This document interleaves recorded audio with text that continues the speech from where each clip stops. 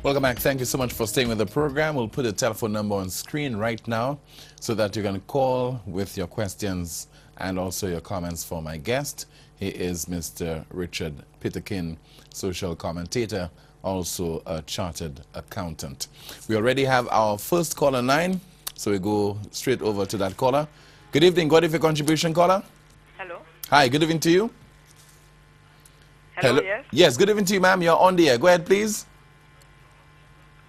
Yes, Timothy. Yes. I noticed you asked Mr. Peterkin a very interesting and somewhat amusing question, because I noticed you really laughed and you're very light-hearted at it. I want to turn that question to you. Which question is that?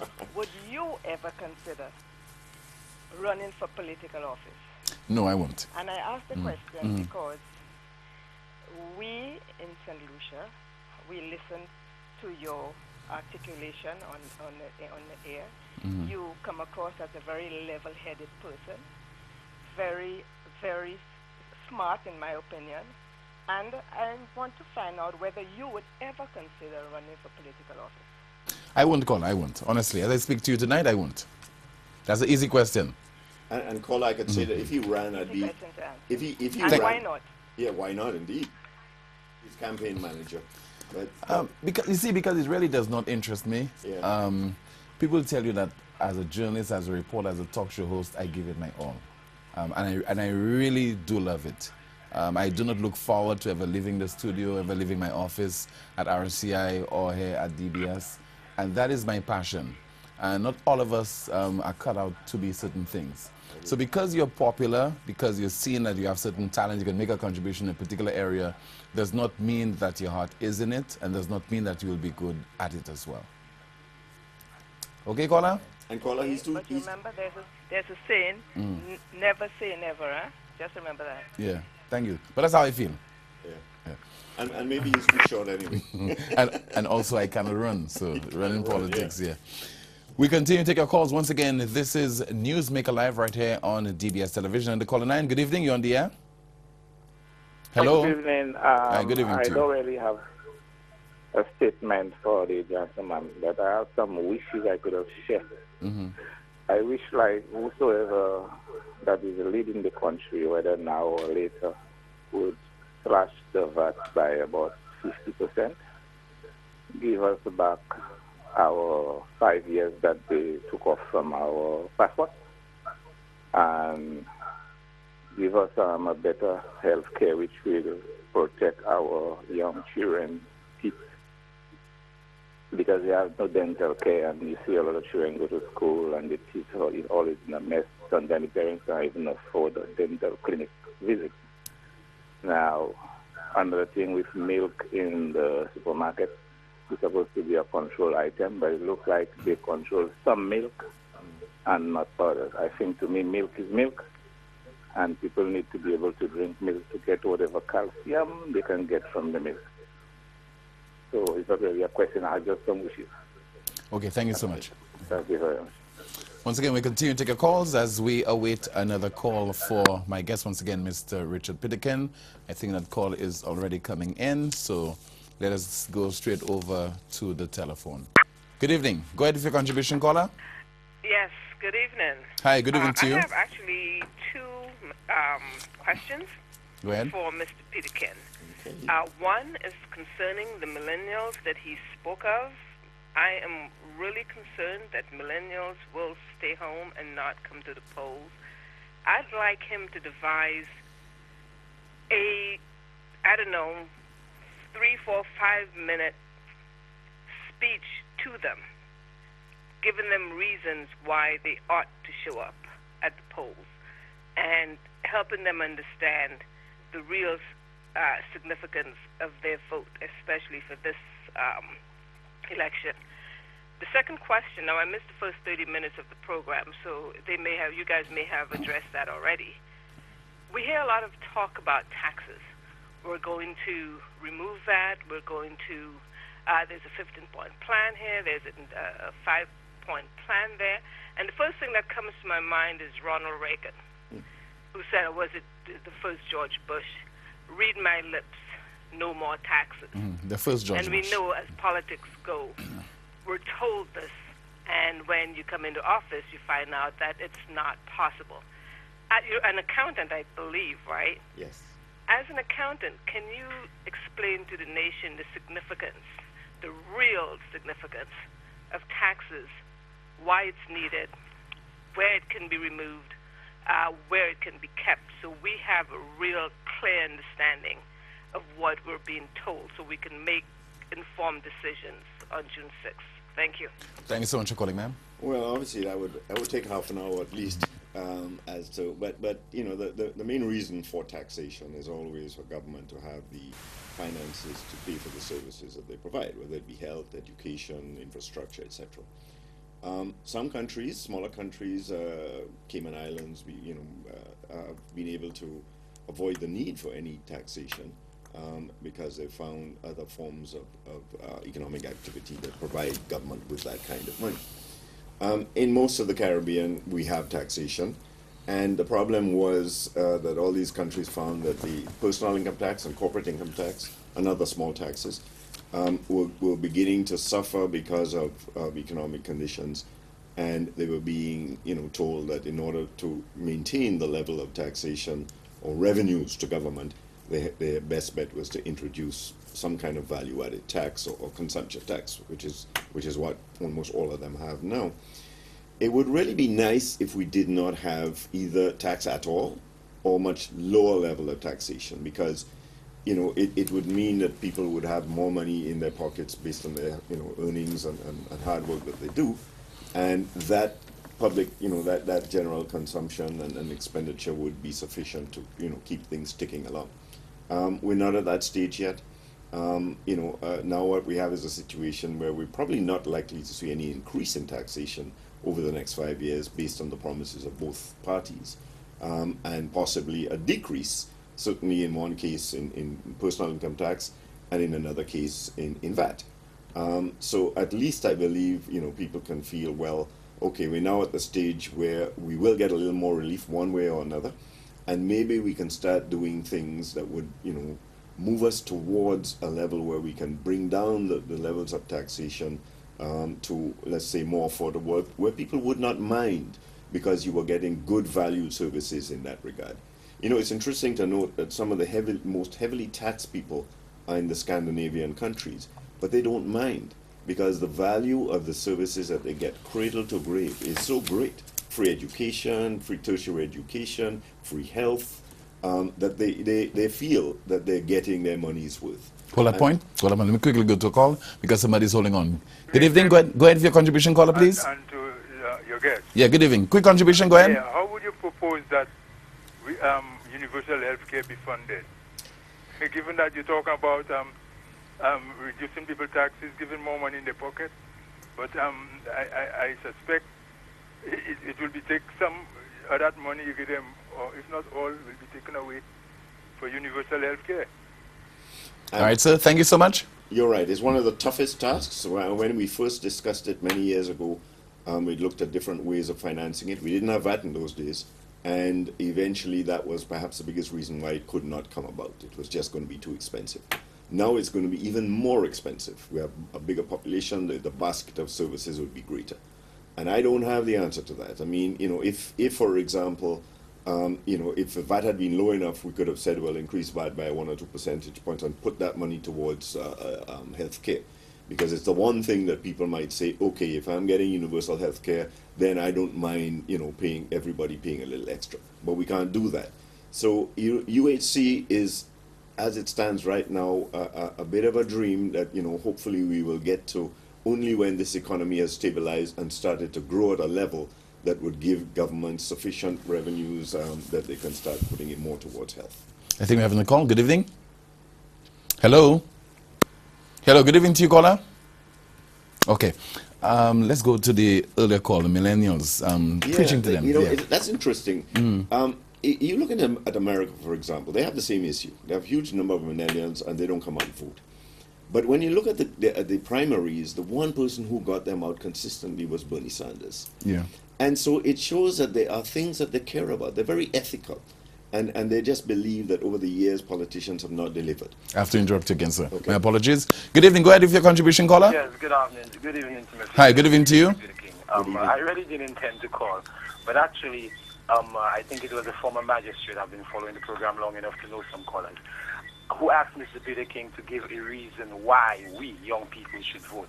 I could give 1,000 reasons why we young people should not vote.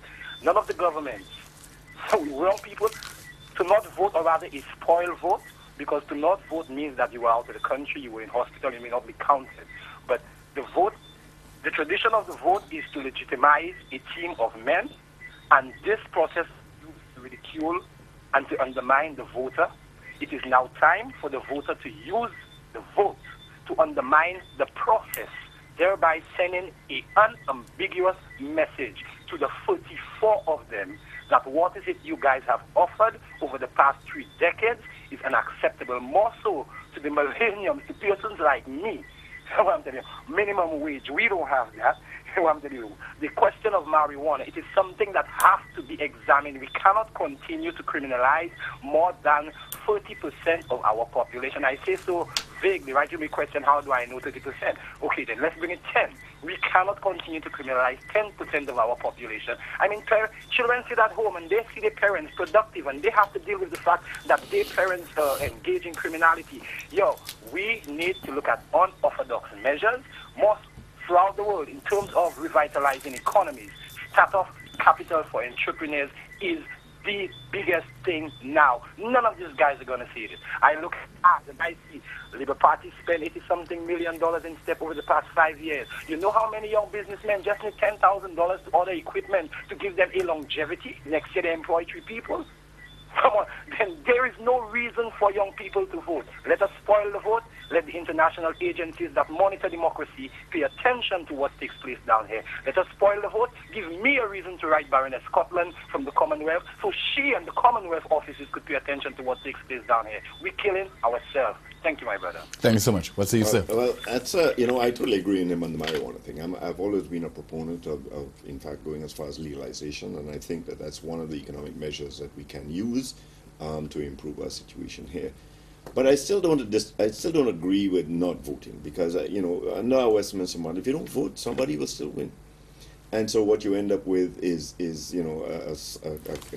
unpopular government with a small turnout, which is not in anybody's interest. We have another call. Good evening. Go ahead with your contribution, caller. Hello. Hi. Good evening to you.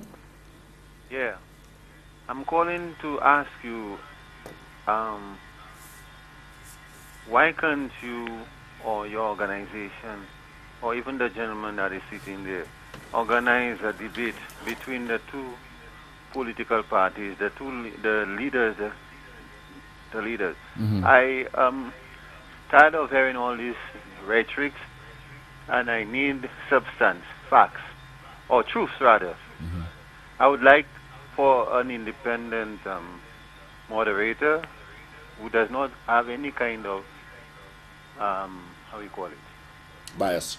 No bias, no political bias, no allegiance to any party, and that these two political leaders would have to deal with the real issues that is affecting the lives of the people of this country, and that I don't believe that the media should be involved in trying to sway the masses by portraying one or showing favoritism to one political party over the other.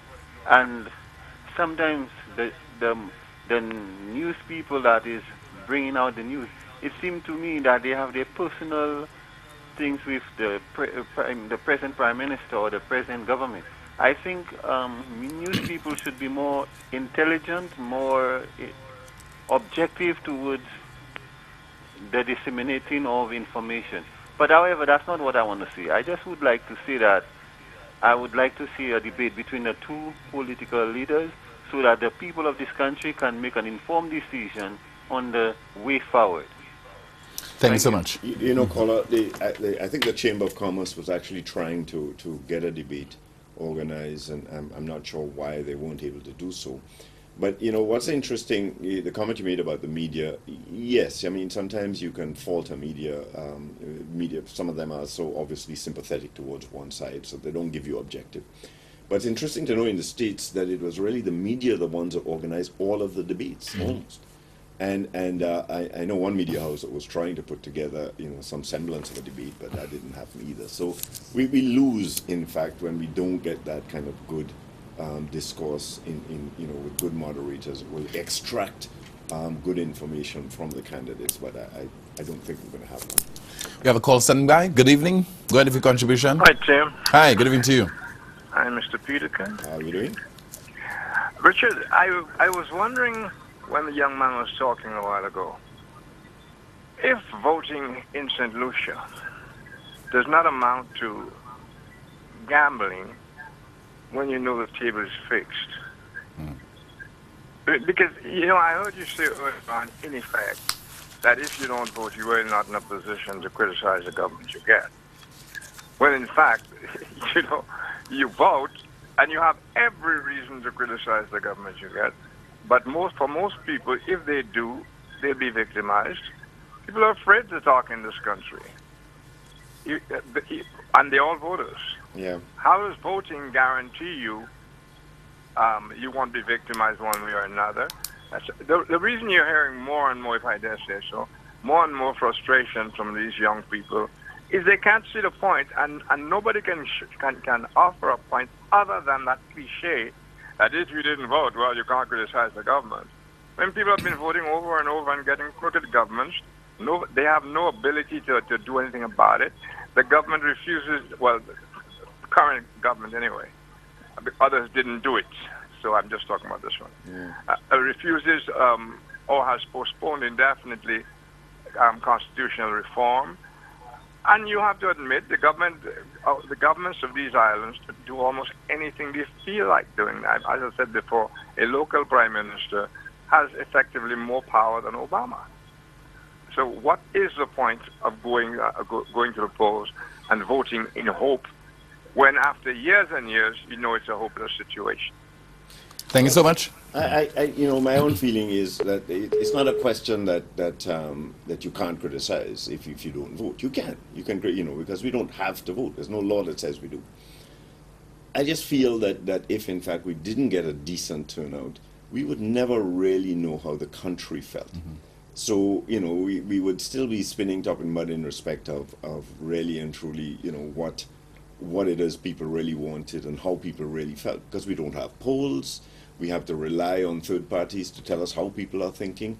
And elections give us that one opportunity, maybe, even if we don't like either of the choices, there must be, you know, better than. You know, there can't be always, they're both bad or they're both that bad. And what I would like to see as well is that when we did vote, it would be one opportunity. We could have other things on the ballot.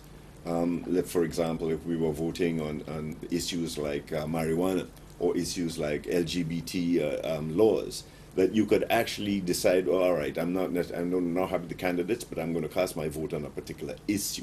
We don't get that. And the caller is right. I mean, the biggest problem we have is our failure to implement meaningful constitutional change, which sadly both parties seem to be not willing to do. We have another caller line. Good evening. Good evening. Hi, good evening to you, sir. Yeah, Mr. Peter King and Mr. Paul Leon, Timothy. Paul Leon. Good evening, sir. I'd like both of you to share some light on that for me, please. You know, we see people go up for political office, and the first thing you hear, that one is a doctorate, that one didn't go to school, that one cannot speak English, cannot speak patois, and all this type of nonsense.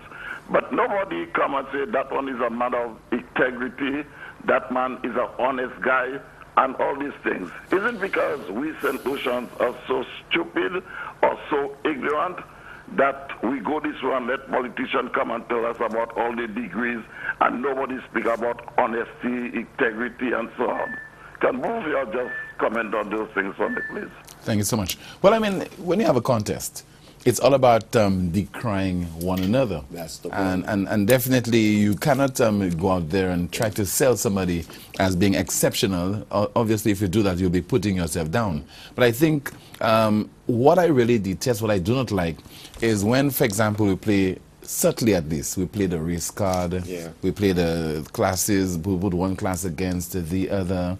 We see that politicians are corrupt and so on. And yet still, if we are in government, we do not use the laws that are at our disposal to really and truly cause those people to account. Exactly. It's all about naming and shaming. Yeah, and it's the negative stuff that keeps a lot of people away from the process. There are a lot of good candidates, good people in this country that would make excellent, persons to elect to Parliament and to put in the Senate. But a lot of them simply will not get into because they are wary of the negativity and the name calling. And unfortunately, even the demands that the electorate places on them. You get elected for a constituency, and then everyday people are coming to you because they need it, but they assume that you're going to be able to find money to give them and help them and whatnot.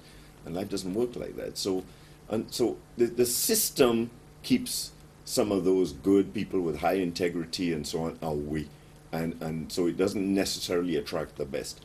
How we get to the point where we can, it's only going to happen with constitutional change. Another call. Good evening. Go ahead with your contribution, caller. Yes, good night, sir. Hi, good night to you, caller. Yeah.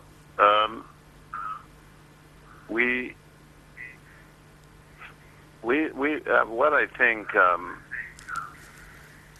really, the Susie Duvey's proposed new constitution. That's not hers, really. At this point in time, she presided over it, but it's not hers, eh? Yeah, we know what you mean, though. Ours. Right. Ours. Right. It's put aside. Nobody is hearing anything about it. Don't you think at this point in time, election is around, that's the time this thing should be ventilated as part of the election process so that everybody would know what is what and whether we want to reject it or accept it? We hear everything else, but we don't hear about the things that have to do with the general public. So what do you think of that? Your take on that? Thank you so much, sir. I totally agree. I mean, and I agree with the third caller, the one before the last, I think is Big Win, all what he said. Yeah.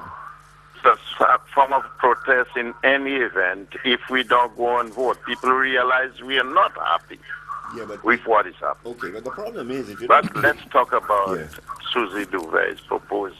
Yeah, Okay, thanks. Okay, thank you so much. Yeah, it's sad in a way that the way that Constitutional Reform Commission report was handled, and the fact that neither party seems to be prepared to bring it up as an issue to say that one of my promises is that when elected, I will bring that back and try to implement some of the things that the majority of the people in the country seem to like.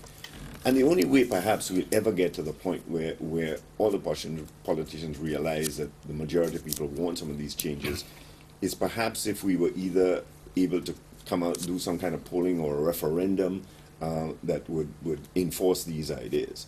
But because it's not on the campaign, both parties will come in and say they did not get a mandate to make constitutional change, which is very sad. Final comments from you, sir?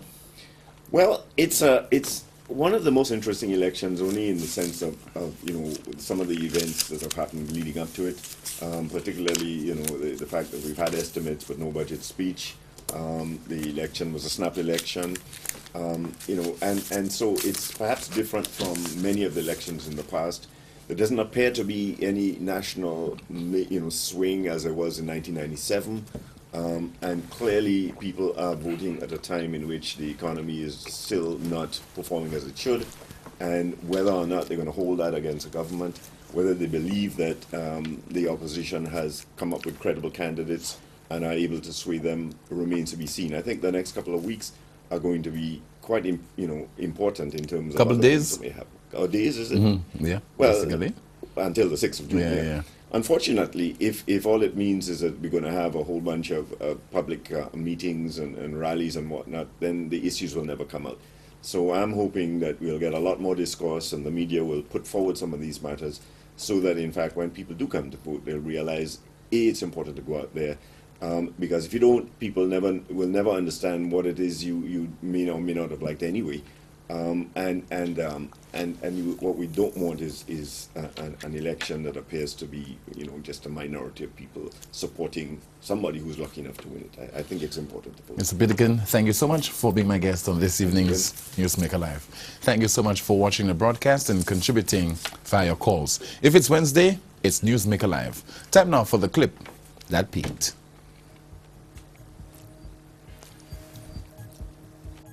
Hi, I'm Alex Buske, and you're watching Street Vibes. Our question is like this.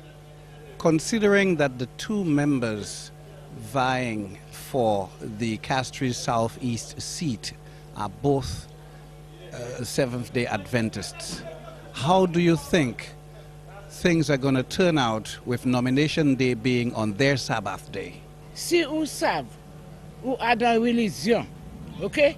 Joachim service assemblies, Guy service assemblies, Guy supposed to être la califatoire de pescalte politics qui gagne ni à samedi. Labour Party qui lance le dimanche, UWP qui lance le dimanche. Bon, qui ça qui fait là? Bon, quand Guy a commencé à faire, Joachim pas encore dit sa pièce, Joachim, la vraie pièce problème pour aller à nominer Tika vitement avec descend. Guy fait 12 chocs pour descendre la ville. Ok? Bon, Joachim pas fait ça, chacun peut aller. I étudie positively avec vivre. Bon, honey, keep calm.